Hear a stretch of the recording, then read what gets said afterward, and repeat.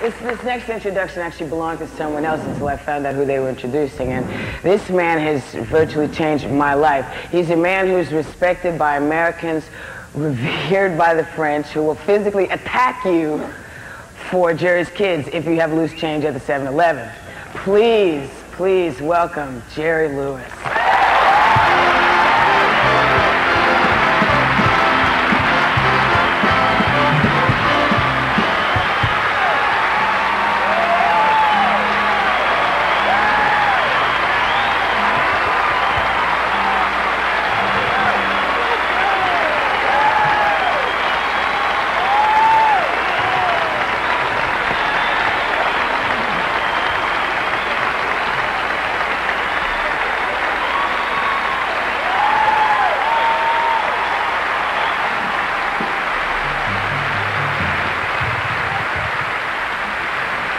Thanks a lot.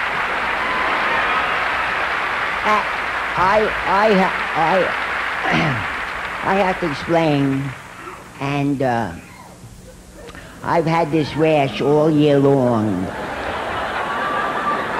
I have to explain so that everyone knows that, well, my name is Norman and I'm 5. Yes.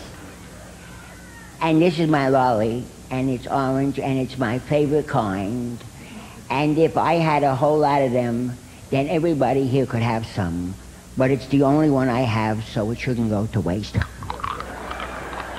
All of my friends take chocolate and strawberry and lemon, but no matter what color you take, the paper immediately becomes part of your body. You can't get rid of it. So it's okay, I'll just put it... My mother was supposed to sew that.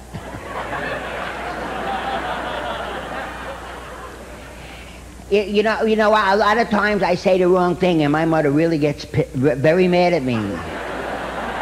Like the other day, I was in the kitchen and waiting for my mother to make me breakfast, and my mother came down and I said, "Hey, Ma, your belly is sticking very far out." And my mother said, "That's the baby." I said, "Oh." I said, "Is it nice?" She said, "Oh, yes, it's very nice."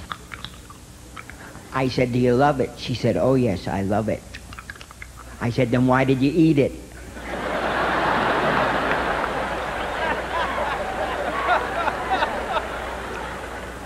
Then you know what? Another time I was at my Fat Aunt Jean's wedding, and my mother wanted me to dance with my Fat Aunt Jean, and I didn't want to dance with her, because every time I danced with my Fat Aunt Jean, she buried my head in her cushions. You could die from that. So after the wedding, I was in my house, and I wasn't doing nothing. I was just sitting there, and my mother said, "Young man, go to your room." See, whenever I do dumb stuff or I say the wrong thing, my mother sends me to my room. I have spent the better part of my life in my room.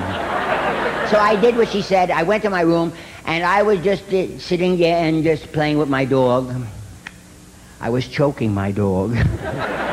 I love to put my hands on his throat and see him go. Well, he's a German Shepherd and I'm Jewish. But a lot of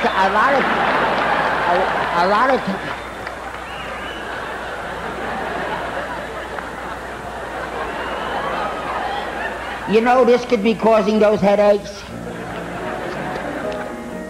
Now, just because we are kids, because we're kind of small, because we're closer to the ground, and you're bigger pound for pound, you have no right. You have no right to boss and shove us little kids around. Now, just because your voice has got a deeper sound, with lots of air to push it out, and all us kids who don't dare shout, you got no right. You ain't not got no right to boss and shove and kick us little kids around. Oh. Just because you got a wallet near your heart, you think you're twice as smart, you know that isn't fair. Just because you got whiskers on your face to shave, you treat us like a slave, so what? That's only hair. 'Cause we're gonna grow up someday.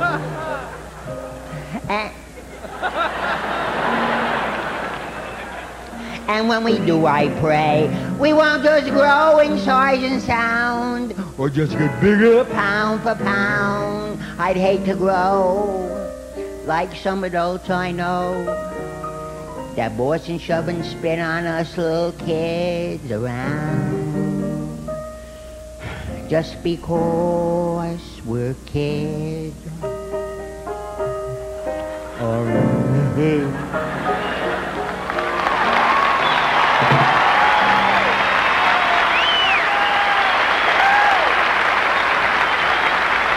The star of Benson, Robert Guillaume. Where is it?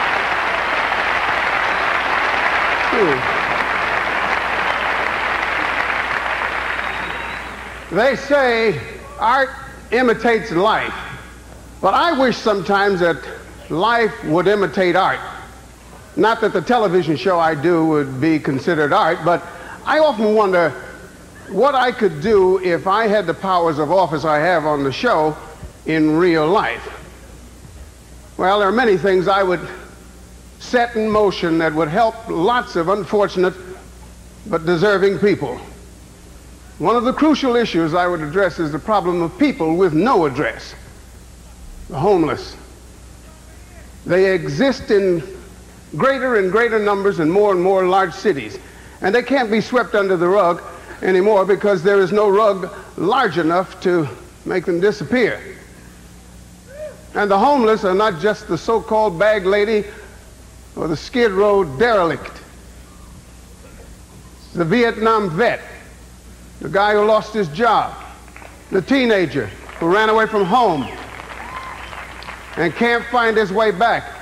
And it is also, to me, the most tragic of all, the families who lose their homes and have no place to turn for relief. They live as a unit in the back seat of an abandoned car or in condemned buildings, and they face more and more hardships in a day than most of us face in a lifetime. We must help them, and soon. You and I and all of us together, with whatever means we have, it's a condition that is totally unacceptable to anyone with the slightest degree of compassion.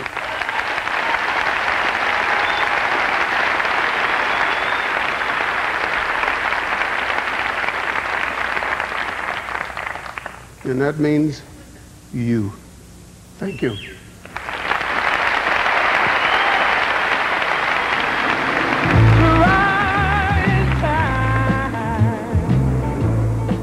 When you walk the streets of America today, you're in for a surprise.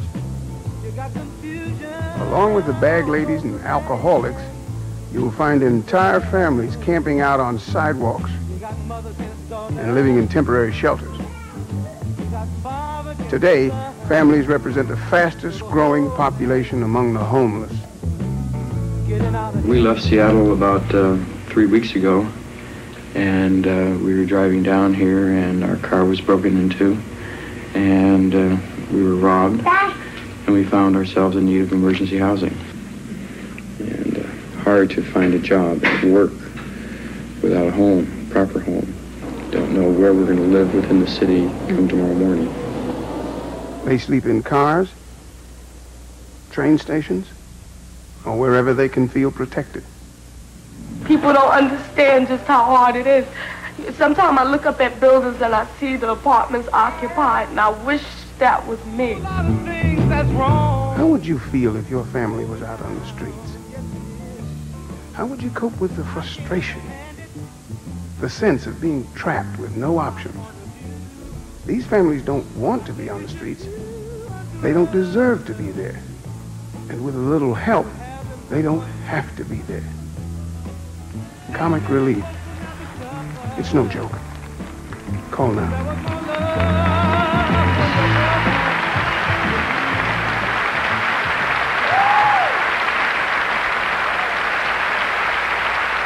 Hello again. Stop, if you will, and reflect on all the famous brother teams that we've enjoyed over the years. The Ritz brothers, the Marx brothers, the Smothers brothers, and of course Dr. Joyce brothers during her brief but entertaining bout with schizophrenia several years back. One of the most celebrated brother teams is here tonight. They retired at the peak of their career to cause great